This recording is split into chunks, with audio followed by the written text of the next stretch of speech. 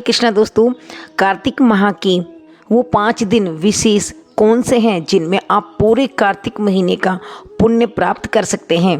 वो विशेष दिन कौन से होंगे, इसके अलावा आप जानेंगे कि देव उठनी एकादशी कब है। तो दोस्तों मैं आपको बता दूं, पंचांग के अनुसार कार्तिक माह की देव उठनी एकादशी, जिसे प्रबोधनी एकादशी भी कहा जाता है, वो 12 नवंबर दिन मंगलवार की होगी। और आइए जानते हैं वो 5 दिन कौन से हैं जिनका वर्णन खुद भीष्म पितामह ने धर्मराज युधिष्ठिर से कहा था कि इन 5 दिनों में कार्तिक माह के जो इन कार्य को कर लेता है वो पूरे कार्तिक माह के पुण्य को पा लेता है।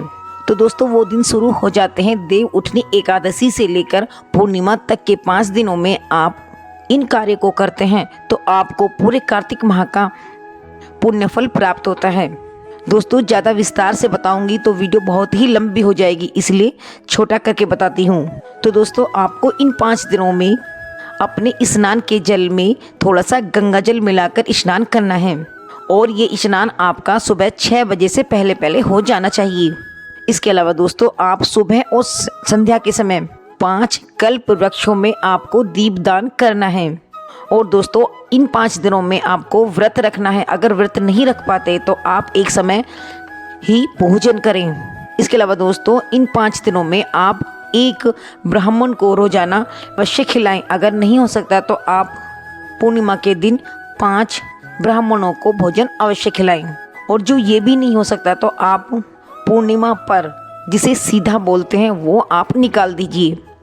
जैसा कि सीधे में होता है चावल, गुड़, आटा, नमक, कोई भी दाल और दक्षिणा के साथ आप मंदिर में या किसी को भी दे सकते हैं।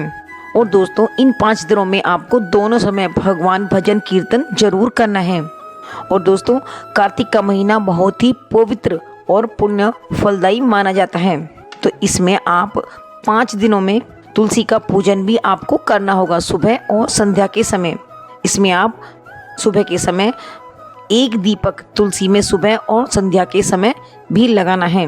इसके अलावा दोस्तों आप 1 दीपक रोजाना संध्या के समय किसी नदी या तालाब के किनारे भी अवश्य जलाएं। अगर नहीं जा सकते तो अपने घर में ही एक थाली में पानी भरकर उसमें अपना दीपक रखकर किसी भी नदी का ध्यान करते हुए उस दीपक को प्रणाम करें, वो भी आपका मान्य होगा।